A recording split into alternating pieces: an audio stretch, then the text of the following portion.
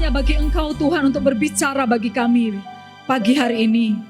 Nyatakanlah isi hatimu, nyatakanlah kehendak-mu dalam hidup kami.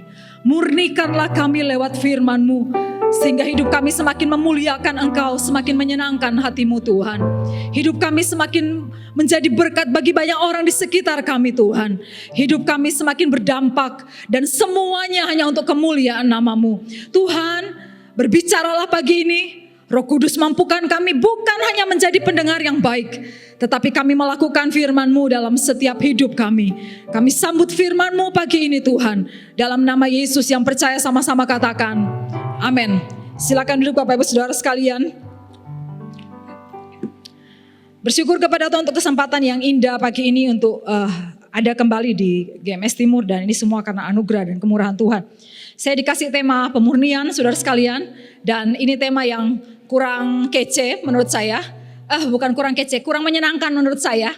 Bagi seorang pembicara itu saudara, pembicara tamu tuh lebih senang dikasih khotbah, apalagi sekarang tentang corona, harusnya tentang kesembuhan ilahi gitu ya.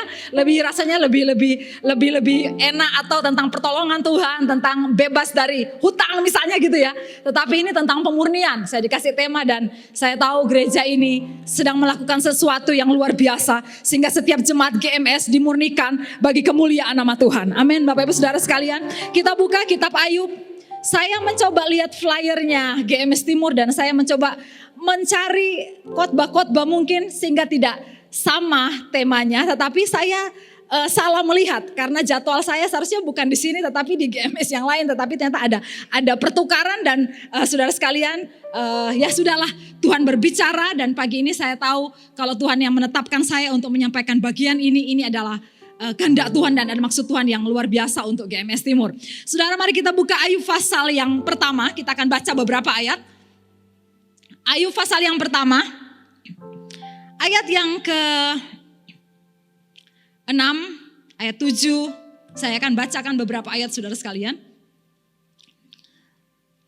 Saya bacakan Ayub pasal yang pertama ayat 6, ayat 7. Pada suatu hari datanglah anak-anak Allah menghadap Tuhan, dan di antara mereka datanglah juga iblis. Maka bertanyalah Tuhan kepada iblis, dari manakah engkau? Lalu jawab iblis kepada Tuhan, dari perjalanan mengelilingi dan menjelajah bumi. Lalu bertanyalah Tuhan kepada iblis, apakah engkau memperhatikan hambaku Ayub? Sebab tiada seorang pun di bumi seperti dia yang demikian saleh dan jujur, yang takut akan Allah dan menjauhi kejahatan. Lalu jawab iblis kepada Tuhan, apakah dengan tidak mendapat apa-apa Ayub takut akan Allah? Bukankah engkau yang membuat pagar sekeliling dia dan rumahnya serta segala yang dimilikinya? Apa yang dikerjakannya telah kau berkati, dan apa yang dimilikinya makin bertambah di negeri ini. Ayat 11, tetapi ulurkanlah tanganmu dan jamalah segala yang dipunyainya. Ia pasti mengutuki engkau di hadapanmu. Ayat 12, maka firman Tuhan kepada iblis, nah segala yang dipunyai Ayub ada dalam kekuasamu. Hanya janganlah engkau mengulurkan tanganmu terhadap dirinya. Kemudian pergilah iblis dari hadapan Tuhan. Kita akan lompat Ayub pasal yang ke-23 ayat yang ke-10. Bagian ini saya rindu kita membaca bersama-sama. Ayub pasal yang ke-23 ayat yang ke-10.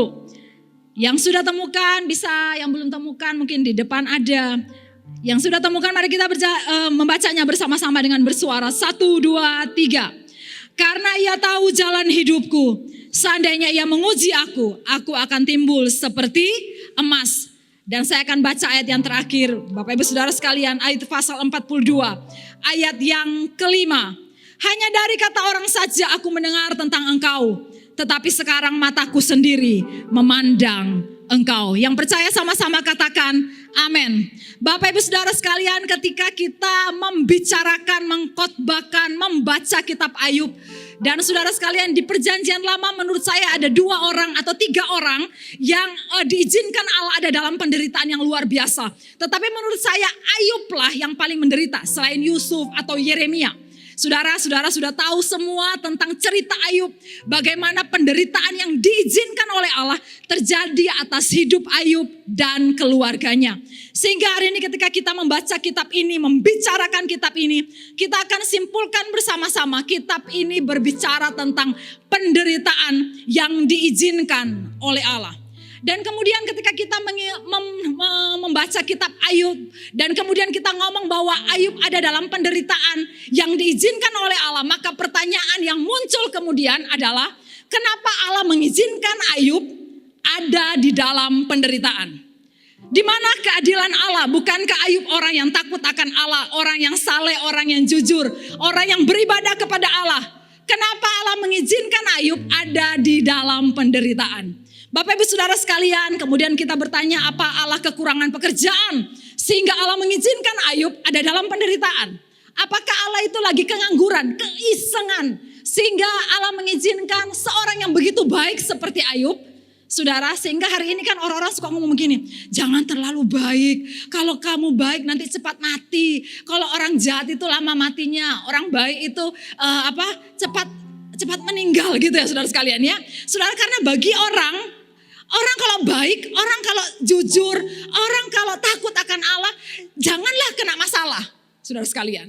Kemudian kita berpikir, apa Allah keisengan? Karena saudara sekalian kedatangan tamu Bang Toyib, Bang Iblis, Bang Ib kan gitu panggilannya saudara sekalian, datang kepada Allah dan ngomong kepada Allah, apakah karena engkau membangun pagar pelindung di sekitar Ayub sehingga Ayub tetap beribadah kepada engkau? Atau mungkin kita muncul pemahaman begini, oh jangan-jangan Allah ini gak terima ditantang oleh iblis. Karena kan iblis tadi di pasal yang pertama itu ngomong saudara sekalian, iya Ayub itu setia kepada engkau karena engkau membangun pagar, memberkati dia sehat, tidak ada virus corona di sekitarnya Ayub. Makanya Ayub takut akan engkau. Apakah karena bagian itu tantangan iblis sehingga Tuhan memberikan penderitaan? Ataukah saudara sekalian untuk suatu tujuan?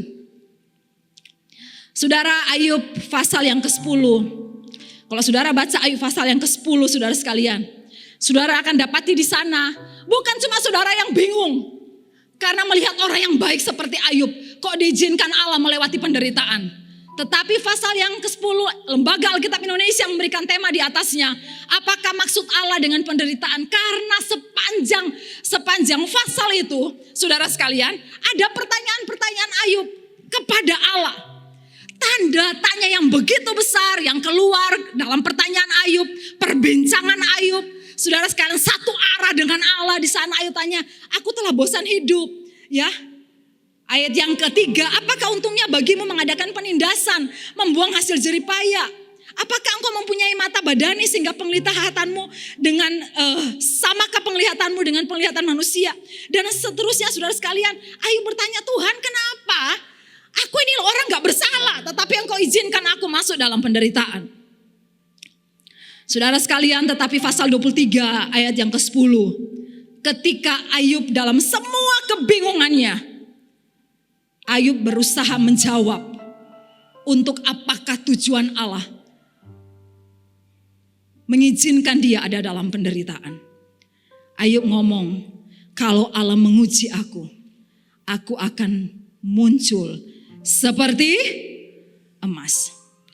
Ayub sedang berusaha menjawab kepada kita hari ini bahwa jalan penderitaan yang begitu berat yang diizinkan Allah terjadi atas hidupnya adalah ujian Allah supaya Ayub keluar seperti emas. Dan hari ini GMS menamakan bagian itu sebagai pemurnian. Amin Bapak Ibu Saudara sekalian. Amin Bapak Ibu Saudara sekalian. Hari ini saudara, saya akan menyampaikan beberapa bagian dari kitab Ayub. Tetapi hari ini, kadang Allah mengizinkan kita ada dalam penderitaan. Dan itu, kita ada dalam satu area yang namanya pemurnian. Saudara, kita akan belajar beberapa fakta tentang kitab Ayub dan hubungannya dengan pemurnian pagi ini. Dan saya berdoa jemaat di tempat ini memiliki fase iman yang bukan biasa saja. Iman yang tetap setia kepada Allah kalau kondisi kita baik. Iman yang tetap setia kepada Allah kalau kita nggak ada di negara yang kena corona. Iman yang tetap setia kepada Allah kalau semua kondisi kita, ekonomi kita, anak-anak kita semua baik. Tetapi kita memiliki fase iman yang sangat baik. Fase iman yang tetap setia kepada Allah. Sekalipun kita diizinkan seperti Ayub, ada di dalam pemurniannya Allah. Yang pertama Bapak Saudara sekalian, yang pertama Allah bisa mengizinkan siapa saja melewati pemurnian. Mari sama-sama katakan, Allah bisa mengizinkan siapa saja melewati pemurnian. 1, 2, 3. Allah bisa siapa saja melewati. Saudara sekalian, pemurnian itu sama pertobatan bedanya apa? Tadi malam saya sempat memikirkan bagian ini, kemudian saya tambahkan dalam catatan saya. Saya memikirkannya begini, kalau orang yang belum percaya Tuhan, kemudian saudara sekalian dibawa dalam satu fase, kemudian untuk percaya kepada Allah, maka saya menyebutnya sebagai pertobatan, saudara. Tetapi saudara sekalian, berbeda dengan Ayub, orang yang takut akan Allah, orang yang setia, orang yang jujur, orang yang saleh. Tetapi saudara sekalian, diizinkan Allah masuk dalam penderitaan, maka saya menyebutnya bagian ini sebagai pemurnian dari Allah. Hari ini pertanyaannya, Bu Meta, apakah semua orang Kristen akan melewati bagian itu? Dan saya akan memberikan jawaban yang tidak Bapak Ibu Saudara sukai. Saya akan jawab, ya. Semua orang Kristen, semua orang percaya akan pada satu saat diizinkan Allah melewati fase yang namanya pemurnian. Saudara sekalian, bagian pertama, fakta pertama, saudara, setiap orang percaya, orang yang benar, orang yang takut akan Allah, akan ada satu waktu kita diizinkan oleh Allah masuk dalam yang namanya fase pemurnian. Ini bagian pertama. Ini sederhana saja. Jadi faktanya, hari ini saudara harus pahami pertama, bahwa setiap kita akan satu waktu diizinkan Allah untuk masuk dalam namanya fase pemurnian. Saya tidak tahu berapa lama fase itu jadi dalam hidup kita. Saya tidak tahu berapa panjang atau berapa kapan, tetapi Allah akan mengizinkan kita semua untuk masuk dalam satu fase yang namanya pemurnian. Yang kedua, Bapak Ibu Saudara sekalian, faktanya yang kedua adalah Allah memakai penderitaan sebagai alat untuk memurnikan orang percaya. Mari sama-sama katakan, Allah memakai penderitaan. Saya menulisnya dalam catatan saya itu penderitaan dalam tanda kutip. Allah memakai penderitaan sebagai alat untuk memurnikan orang percaya. 1, 2, 3. Allah memakai penderitaan sebagai alat memurnikan orang percaya. Saudara sekalian, bukankah zona nyaman kadang menghanyutkan iman kita? Bukankah ketika kita menjadi tenang, kita menjadi biasa saja, ketika kita stagnan hidup kita, saudara, tanpa ada masalah, tanpa ada tantangan apapun, kondisi yang tenang, maka tanpa sadar saudara sekalian, kita menjadi lemah.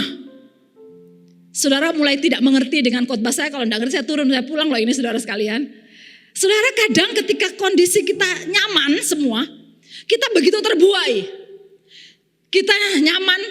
Hari ini bukti pentingnya tuh begini saudara sekalian.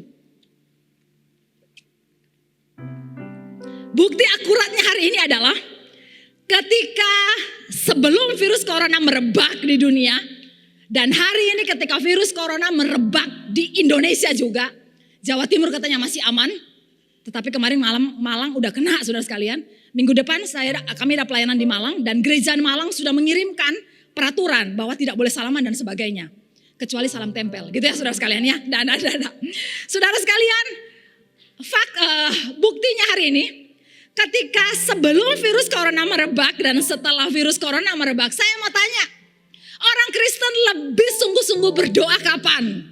Sebelum apa sesudah? Sudah. Ibu-ibu sekarang di rumah doain anak-anak tidak ke sekolah. Tuhan, darahmu menutupi Tuhan. Kalau perlu jangan 1 liter darahmu, tapi 2 liter Tuhan. Nutupi anakku yang mau berangkat ke sekolah. Tuhan, anak apa? Suamiku mau berangkat Tuhan. Engkau tolong darah Yesus di bawah mobil suamiku, atas mobil, kiri, kanan, muka, belakang. Saudara sekalian, dan darah Yesus rasanya tercecer-cecer hari ini di mana-mana saudara sekalian. Minta aja perlindungan, sudah Tuhan pasti melindungi kita dengan sempurna. Saudara, tetapi saudara sekalian, kenyataannya zona nyaman, keadaan yang biasa saja, saudara, kondisi yang stabil, kondisi yang tenang, itu saudara sekalian seringkali menghanyutkan kita, membuai kita, untuk kita tidak semakin dekat kepada Tuhan. Dan itu saudara, bahayanya apa? Karena kita tidak sadar, keenakan. Tanpa pemurnian, saudara, kita itu bagai tentara tanpa latihan. Tanpa pemurnian iman, kita bagai tentara tanpa latihan. Tetap tentara, tetapi lemah. Tetap tentara, tetapi tidak teguh. Tetap tentara, tetapi tidak jago, saudara sekalian. Pemurnian adalah cara Allah yang ingin membawa kita ke fase iman yang lebih baik. Bukan hanya setia ketika kita diberkati, seperti yang terjadi dalam hidup Ayub. Seperti perkataan iblis kepada Allah. Dan penderitaan adalah alat yang sangat ampuh, yang dipakai oleh Allah, mengizinkan kita masuk dalam penderitaan untuk dimurnikan oleh Allah. Pertanyaannya, Bu Meta, kenapa penderitaan yang dipakai oleh Allah untuk memurnikan orang Kristen? Kenapa pemurnian harus dengan hadirnya penderitaan? Karena saudara sekalian, ketika kita ada dalam penderitaan, maka seluruh segi hidup kita yang menyangkut hubungan kita dengan Allah dipertanyakan. Mengapa penderitaan itu seringkali diizinkan oleh Allah hadir dalam hidup kita? Mengapa seringkali ada penyakit yang hadir dalam hidup kita? Mengapa seringkali ada, saudara sekalian, kita mengalami penderitaan, kita mengalami kekurangan dalam hidup kita, pekerjaan kita ada dalam masalah. Dan itu seringkali memang sengaja diizinkan oleh Allah untuk kita dimurnikan oleh Allah. Kenapa harus penderitaan? Karena ketika ada dalam penderitaan, seluruh segi hidup kita yang berhubungan dengan Allah itu dipertanyakan. Kalau saudara ada dalam masalah, apakah kita tetap setia kepada Tuhan? Jangan-jangan kita setia hanya karena kita diberkati oleh Tuhan. Apakah ketika kita ada dalam masalah, kita tetap percaya kepada Tuhan? Ya Bu Meta, kalau cuma sakit flu biasa saya ya percaya Tuhan. Ini corona Bu Meta, ini parah. Masa Tuhan bisa tolong saya? Saya butuh 5 juta, Tuhan pasti tolong saya. Tetapi saya butuh 500 juta. Aduh, apa kuasa Tuhan sanggup memberkati saya? Dan pertanyaan-pertanyaan tentang kekuasaan Allah itu bukan muncul ketika iman kita dalam kondisi baik, kondisi kita baik. Pertanyaan-pertanyaan tentang pribadi Allah, apakah Allah yang berkuasa, Allah itu ajaib, Allah itu sanggup tolong kita, itu muncul dan dipertanyakan ketika kita ada dalam penderitaan. Apa kita tetap bersyukur ketika hari ini kita diizinkan Allah ada di bangsa yang kena corona gitu ya. Tapi mau lari kemana sekarang saudara sekalian? Saya tuh kan dibilangin teman, Met, ke Singapura murah banget loh. Ah, sing bener. Iya loh Met. Terus saya itu sama Pak Lukas kemudian nyari saudara sekalian ya. Iseng-iseng nyari, Pak Lukas dapat 300, saya dapat 100. Lion dapat 100. Kemudian saya screenshot, saya pasang di status saya, beberapa orang ngajak. Terus saya bilang gini, kamu aja berangkat nanti saya biayai gitu ya saudara sekalian. Saudara, kemarin ada tawaran, ayo Met ke Bali. Karena beberapa hotel besar bintang 5 di Bali, kita gak perlu bayar hotelnya, cuma bayar administrasinya saja. Ayo yang gak pernah tinggal di hotel bintang 5 sana berangkat ke Bali sana. Sana apa lagi murah banget gitu saudara sekalian ya. Tempat teraman itu ada dalam hadirat Tuhan, amin. Ya tapi ya waspada Bapak saudara sekalian ya. Saya tadi itu berangkat, ibadah tadi pagi, saya pakai masker.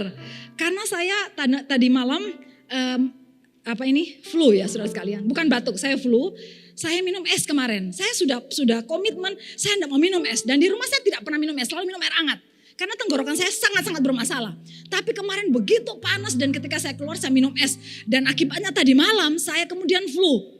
Kemudian saudara sekalian, tadi malam harusnya malam hari jangan minum vitamin C. Tapi saya langsung doping vitamin C. Dan tadi pagi ketika saya ibadah saya pakai masker. Suami saya bilang harus sampai gitu ya, iya kasihan ada anak-anak kecil yang ketemu nanti ketularan ya saudara sekalian. Kemudian saya memberikan pengumuman di gereja dan saya bilang begini, minta doa saudara sekalian karena setelah ini saya mau khotbah di gereja luar dan saya tidak mau pakai masker. Saya takut orang ketakutan lihat saya kalau saya pakai masker. Kemudian tadi di mobil saya ngomong sama adik saya, ya apa? Terus dia bilang gini, loh Kak Met dari tadi tuh enggak bersin atau apapun enggak. Jadi buka aja. Dan kemudian tadi Nana ngomong, Bu Meta, Pak Lukas juga flu juga. Oke, flu sama flu ketemu itu biasanya sembuh Pak. Ya sembuh ya. Saudara sekalian, flu sama flu ketemu sembuh. Cuma saya juga agak takut-takut juga ya saudara sekalian ya. Jadi saya ketemu tadi langsung ya saudara sekalian ya. Ya saudara sekalian. Dan saudara, saya merasa Tuhan menolong gitu loh. Karena saya enggak bersin dari tadi. Apa karena tadi Pak Lukas naik terus ada hadirat Allah, urapan Allah gitu lumayan kuat gitu ya. Saudara sekalian, saudara, tanpa pemurnian kita itu tidak kuat saudara sekalian. Pemurnian adalah alat yang ampuh. Apakah ketika kita ada di kondisi seperti ini dan kemudian kita bisa bersyukur kepada Allah. Kita masih ngomongin Tuhan terima kasih. Walaupun saya ada di kondisi seperti ini. Walaupun ini sudah Tuhan perdagangan hancur-hancuran. Ekonomi sudah mulai goncang di mana-mana. Saya mau belajar bersyukur kepada Engkau. Saya mau tetap teguh kepada Engkau. Bukankah di tengah-tengah penderitaan, keteguhan kita kepada Tuhan itu dipertanyakan. Kalau kita dalam kondisi stabil, semua itu kalau teguh di dalam Tuhan, biasa saudara sekalian. Itu biasa saja, itu enggak kece. Tetapi hari ini ketika kita diizinkan Allah ada dalam penderitaan. Dan kemudian kita akan ngomong, Tuhan, aku akan tetap setia kepada Engkau. Aku akan tetap teguh mengiring Engkau. Aku akan tetap setia berbakti melayani Engkau. Saudara sekalian, saudara sedang melewati proses pemurnian dari Allah lewat penderitaan saudara sekalian. Dan saudara sedang ngomong, Tuhan, untuk kelas keteguhan, aku lulus. Untuk kelas kesetiaan, aku lulus. Untuk kelas mempercayai kuasa-Mu, aku lulus loh Tuhan. Untuk kelas bersyukur, aku lulus. Karena aku bisa bersyukur ketika hari ini ekonomi sedang goncang akibat kondisi yang terjadi secara global di seluruh bumi saudara sekalian. Saudara, Allah memakai penderitaan karena ketika kita ada dalam penderitaan seluruh aspek hidup kita, dalam hubungan kita dengan Allah, itu diuji. Yang keempat saudara sekalian, penderitaan yang Allah izinkan, pemurnian yang Allah izinkan lewat penderitaan, melewati kondisi yang berat. Mari ngomong begini, berat. Berat gitu sama ekspresi berat gitu loh saudara. Jadi bukan gini, berat, bukan, itu ringan. Tapi ngomong kondisi yang berat. 1, 2, 3, kondisi. Hari ini berita buruknya buat kita. Tidak ada penderitaan yang enak. Kalau penderitaan, kalau pemurnian itu enak, itu bukan pemurnian. Itu salah tulis tema. Itu reunian. Jadi ngomong sama teman kiri kanan, kalau pemurnian itu berat, reunian itu enak. Ya toh saudara sekalian, pemurnian itu berat. Dan Ayub memberikan contoh kepada kita dengan satu perhiasan yang Ayub tulis pada pasal 23 ayat yang ke-10. Emas. Saudara pernah enggak ya lihat emas, proses pembuatan emas? Saya ini, papa saya adalah gembala sidang, sekarang di Sulawesi Utara. Dulu papa saya sempat mengembalakan sebuah gereja di Sulawesi Utara, tapi dari Manado itu 4 jam naik. Nama kotanya itu disambung ya, bukan kota sama Mobagunya pisah, tetapi kota Mobagu itu gabung jadi satu kata. Jadi papa saya ketika menyerahkan diri jadi hamba Tuhan, papa saya dulu bukan seorang hamba Tuhan. Papa saya menyerahkan diri jadi hamba Tuhan dengan proses yang begitu berat yang Tuhan izinkan terjadi dalam hidup kami, hidup keluarga kami, saudara sekalian. Papa saya ditempatkan oleh sinode gerejanya di sebuah gereja di kota Mobagu.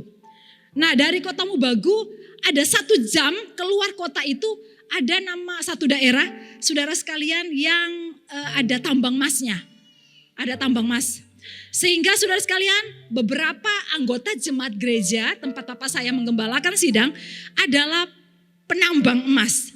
Sehingga kalau tambangnya dibuka, saudara sekalian ya, jadi saudara tambangnya dibuka, kami harus pergi syukuran di sana, mendoakan. Dan kemudian beberapa kali saya melihat bagaimana emas itu, saudara prosesnya.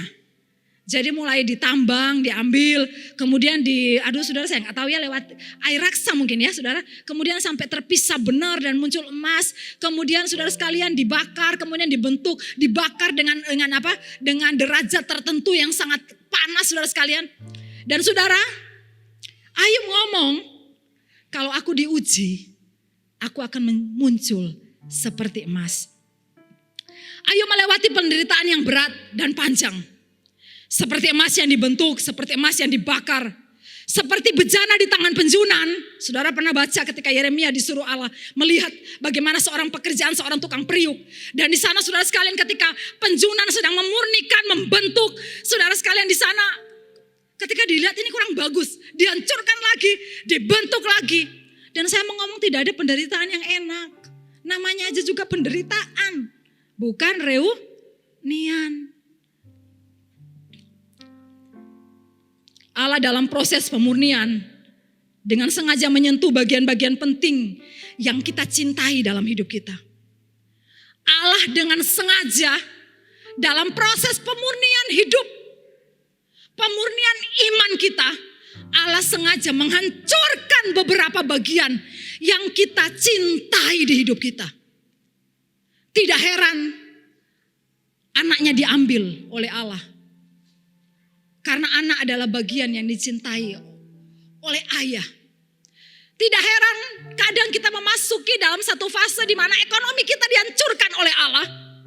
Karena kadang kita lebih mengasihi pekerjaan kita dibandingkan Allah. Kadang kita dihancurkan di bidang apa saudara sekalian? Kedudukan kita, prestasi kita dihancurkan oleh Allah. Allah memang sengaja. Karena saudara sekalian, Allah ingin mengajar kita artinya pemurnian untuk mencapai satu titik. Dan kita bisa mengatakan, Tuhan, Engkau segala-galanya dalam hidupku. Amin saudara sekalian. Ketika saya sakit, saya mungkin beberapa orang saya sudah orang sudah seperti family saudara. Dan saya sudah mulai mengenal banyak saudara di tempat ini. Dan saya sudah banyak kali bersaksi, suami saya juga beberapa kali ceritakan. Ketika saya sakit dan kemudian saudara sekalian diomongi kemungkinan besar kanker dengan 17 benjolan di dada kiri dan kanan. Hari itu hari Sabtu, kemudian Minggu suami saya ngomong gimana kita umumkan ke jemaat. Saya bilang enggak, kamu khotbah. Sabtu malam saya masih bisa khotbah dengan semangat seperti ini gak berkurang sama sekali. Suami saya tuh di luar gereja, di tiang gereja itu dia nangis, dia pukul-pukul tiang saudara sekalian. Ya namanya saudara istri yang baik seperti saya dapat di mana gitu kan? Nggak, ini bercanda saudara sekalian. Tapi suami saya menangis di luar. Dia pukul-pukul, dia bilang Tuhan jangan Meta yang kena kanker. Jangan ambil, saya masih butuh dia nangis. Dia baru cerita setelah semuanya berlalu saudara. Dan kemudian setelah Minggu suami saya khotbah, kemudian suami saya ngomong ayo maju ke depan. Saya mengajak istri saya meminta doa kepada jemaat. Karena istri saya kemarin divonis dokter, kemungkinan besar kena kanker. Saudara sekalian, saya tuh melihat bagaimana jemaat mengasihi saya. Semua menangis dan besoknya ketika doa puasa bareng di gereja, mereka ngajak, ayo dong Pak Lukas kita doa puasa. Tuh kan kalau ada masalah baru dekat Tuhan semua gitu. Ayo Pak Lukas kita doa puasa. Dan saudara hari itu ketika doa puasa tidak ada satu jemaat yang tidak datang. Itu doa terbesar yang terjadi di gereja kami. Tapi ketika Minggu itu Pak Lukas mengumumkan saudara sekalian. Mengumumkan kalau saya kemungkinan besar kena kanker karena Seninnya masih ada pemeriksaan lagi. Ada satu ibu berlari dari belakang saudara sekalian. Berlari. Dia datang, saya lagi berdiri dengan Pak Lukas di mimbar. Tidak setinggi ini, sudah lebih rendah. Saudara sekalian panggungnya. Kemudian dia duduk di situ dan dia teriak begini. Tuhan, jangan ibu gembala kami yang kena sakit. Ibu gembala kami baik Tuhan. Ibu gembala kami. Dan saudara sekalian. Saudara, dia berteriak seperti itu. Kemudian saya bilang sama dia. Namanya Bu Heri. Saya bilang, Bu Heri, jangan ngomong seperti itu. Mungkin Tuhan izinkan ini terjadi dalam hidup saya. Untuk melakukan sesuatu hal yang lebih baik untuk saya. Saya bilang sama dia, pahami bahwa ada kalanya Allah mengizinkan kita ada dalam penderitaan. Saya bilang sama dia, saya dari kecil tidak pernah mengalami yang sulit. Dari kecil orang tua saya di keluarga yang sangat baik. Dengan ekonomi bukan kaya tetapi ekonomi yang baik. Sampai saya besar saya bisa sekolah, saya bisa ada sampai hari ini. Saya tidak pernah menerima satupun yang kelihatannya secara manusia jahat dari Tuhan, jelek dari Tuhan. Kalau saya diizinkan Allah untuk saya mengalami cancer sekalipun. Saya percaya ini ada maksud Allah atas hidup saya. Saya berdoa begini kepada Tuhan. Saya suka datang di gereja pagi. Saya datang dia, saya nyandar di dinding gereja. Saya sendirian, saya suka nyandar. Ketika ada ketakutan kemudian muncul.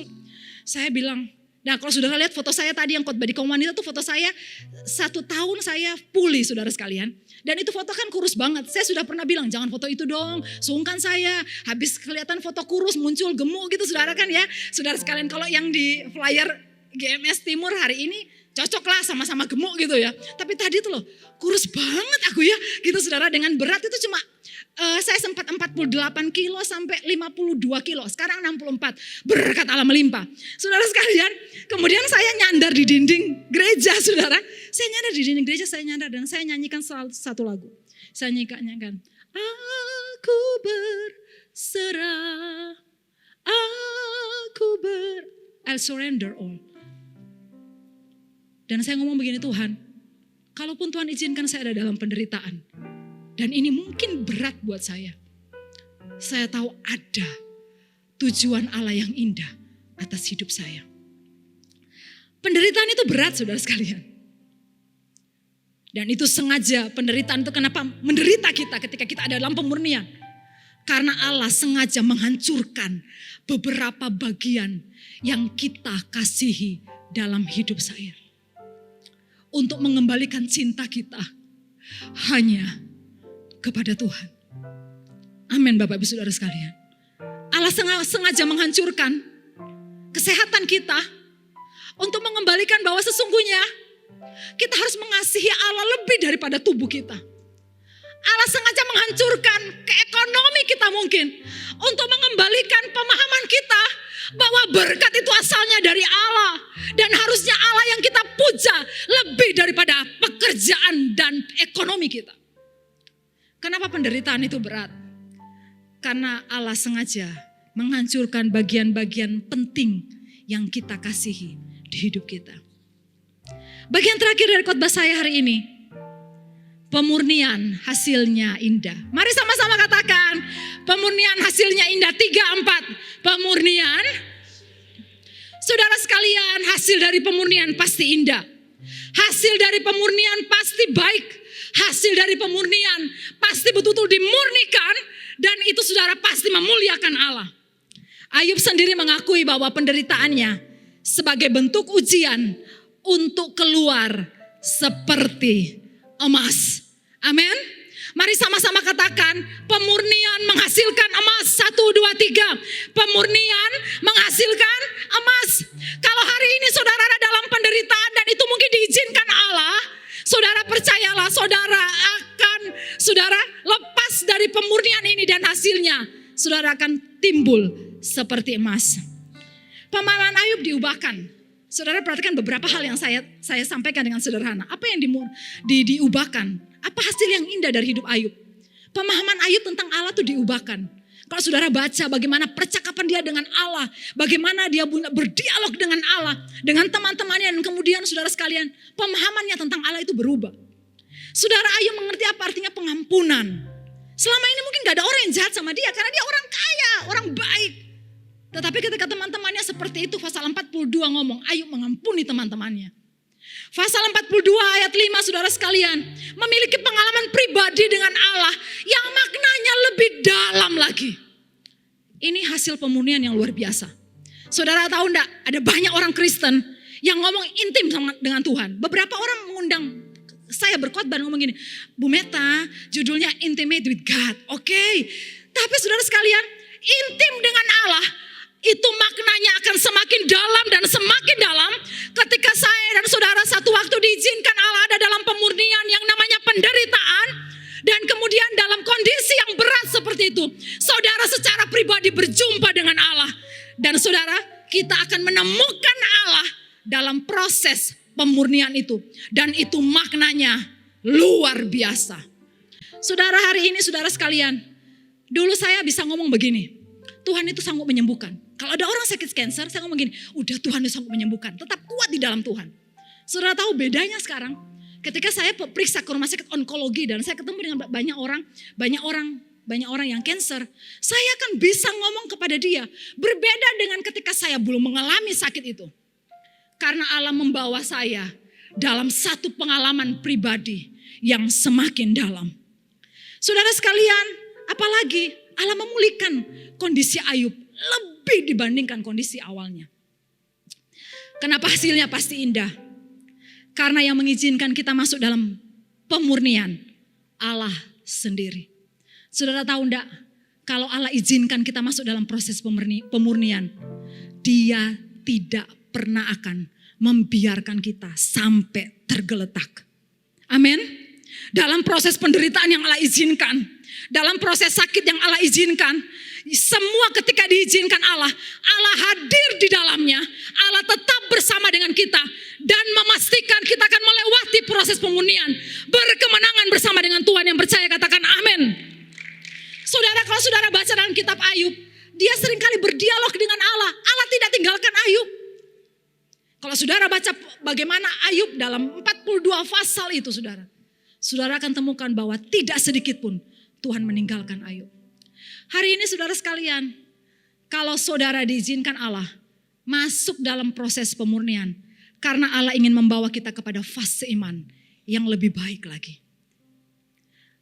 Kalau hari ini kita diizinkan Allah masuk dalam proses pemurnian melalui penderitaan, percayalah itu menghasilkan sesuatu yang indah untuk kemuliaan nama Tuhan. Jangan takut terhadap penderitaan, jangan takut terhadap corona hari ini. Karena mungkin ini bagian dari proses Allah untuk membawa kita semakin dekat, semakin mengenal Allah, dan semakin setia, dan bersyukur untuk semua kondisi yang Allah izinkan hadir dalam hidup kita. Amin firman Tuhan. Kita akan nyanyikan satu pujian. Ujilah aku Tuhan.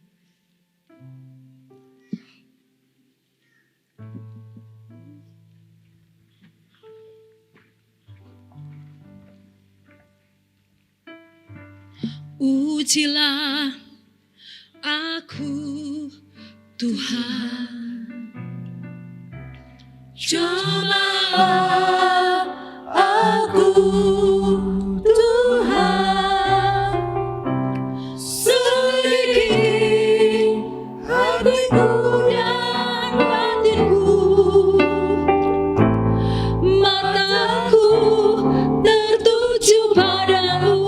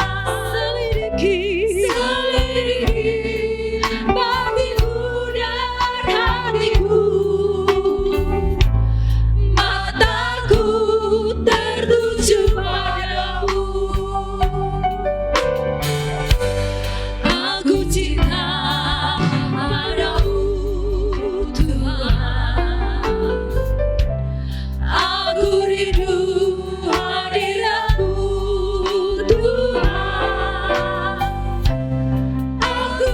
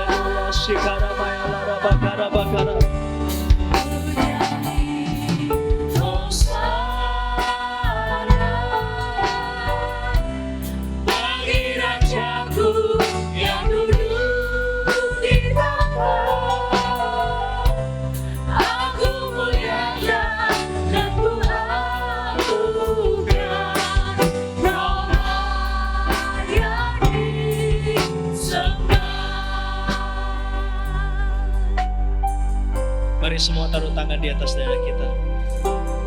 Tuhan, kami tahu Engkau Allah yang sempurna dalam hidup kami. Engkau Allah yang setia, Allah yang sungguh peduli dalam setiap apapun yang kami lakukan, kami alami. Hari-hari ini kami belajar Tuhan, bahwa Engkau sebagai Bapa, Engkau rindu biar hidup kami semakin diperbaharui dari hari ke hari. Kami bukan manusia-manusia sempurna, tapi kami mau disempurnakan. Apapun yang sedang kami alami hari ini, entah itu ketakutan, entah itu krisis, entah itu masalah, biar kami memandang melebihi apapun yang sedang kami alami.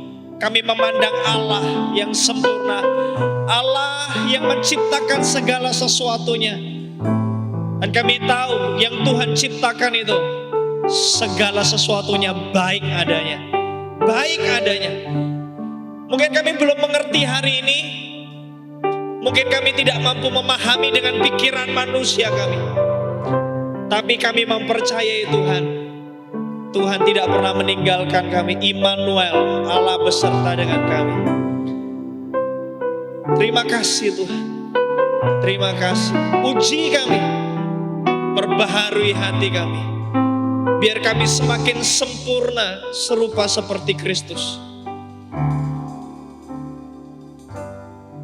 Saya mau berdoa buat saudara yang hari-hari ini lagi butuh dukungan doa. Sambil semua pejamkan matanya saja. Apapun yang saudara alamin dan hari ini saudara datang dan berkata, Pak, saya butuh didoakan. Saya lagi ada di situasi, ada di satu masa pemurnian dalam hidup saya.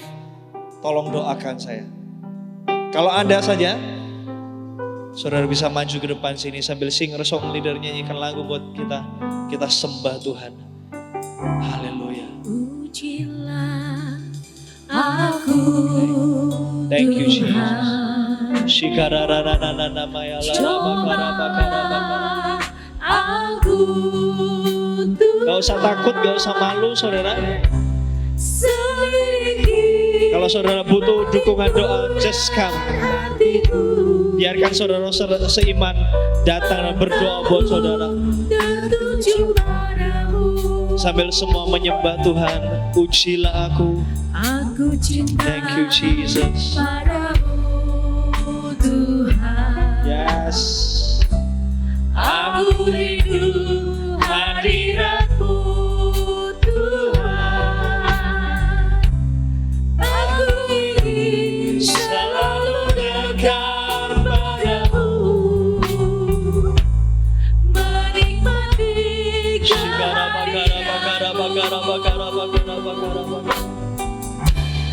menyanyi Hosana.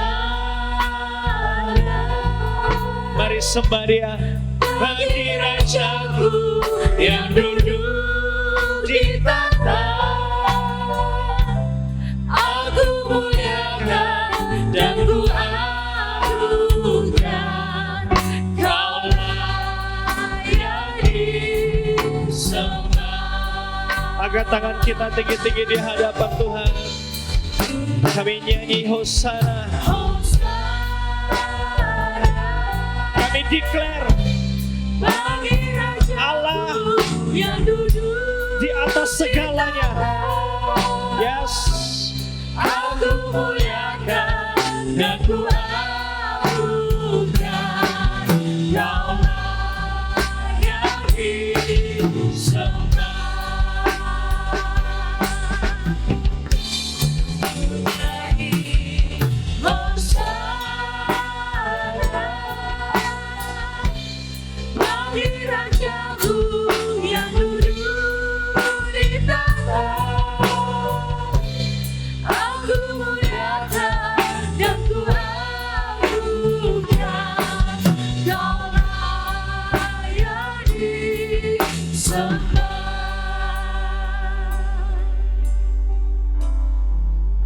Saudara bisa buka matanya sejenak. Ini masa-masa yang kita harus sungguh-sungguh menjaga hati kita.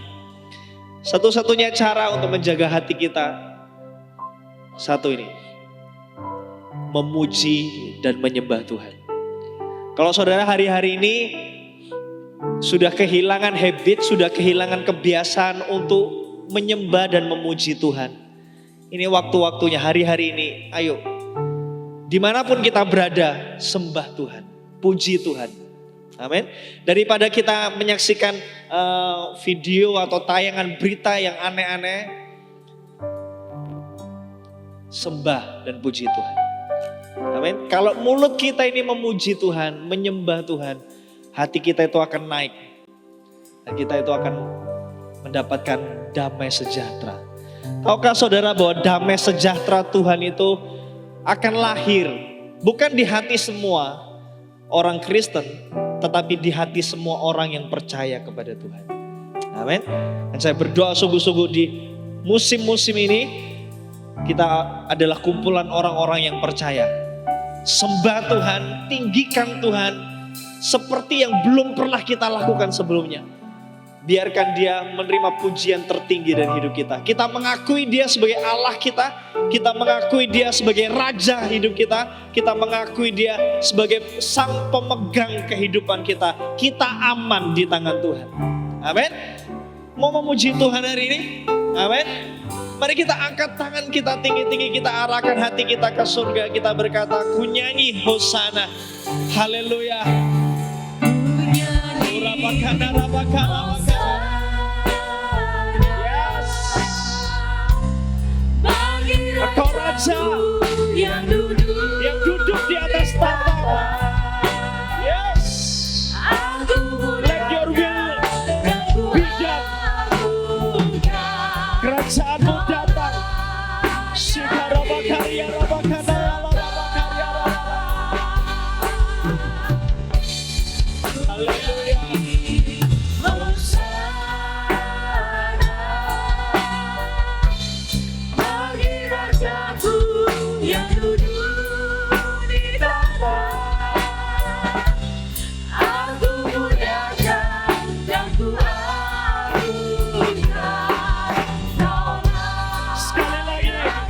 Sekali lagi. Sidarabakaria, rabakaria,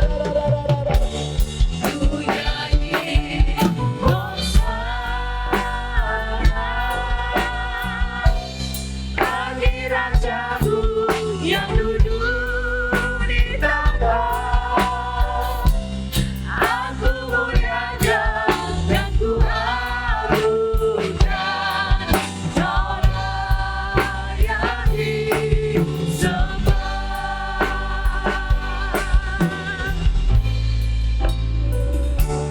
Satu-satunya Allah yang layak kami sembah, Yesus Kristus namanya. Kami bersyukur setiap apapun yang sedang kami alami atau apapun yang akan kami alami, kami mau memastikan bahwa Allah tetap Allah kami. Tuhan tetap Raja dalam kehidupan kami. Hati kami penuh dengan ucapan syukur. Hati kami penuh dengan puji-pujian. Kami tidak mengizinkan hati kami penuh dengan ketakutan. Kami mau hati kami penuh dengan puji-pujian kepada Allah. Selama kami ada, selama kami masih bernafas, kami akan tetap memuji dan memuliakan Tuhan. Biar manis kau dengar Tuhan. Biar manis kau dengar ya Tuhan. Terima kasih buat hari ini. Kami bersyukur Tuhan selalu baik dalam kehidupan kami. Tuhan tidak pernah meninggalkan kami. Biar kami terus memperkatakan janji-janji-Mu. Biar mulut kami tidak henti-hentinya memuji dan memuliakan-Mu sampai akhir kehidupan kami.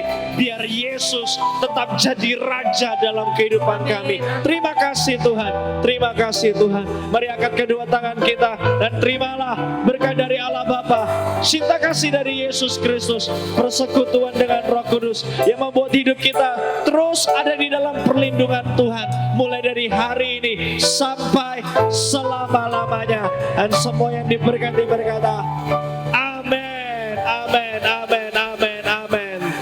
Tuhan Yesus memberkati. Saudara bisa fellowship sejenak dengan rekan-rekan, dengan saudara-saudara seiman, saling menguatkan, saling mendoakan. Tuhan Yesus memberkati.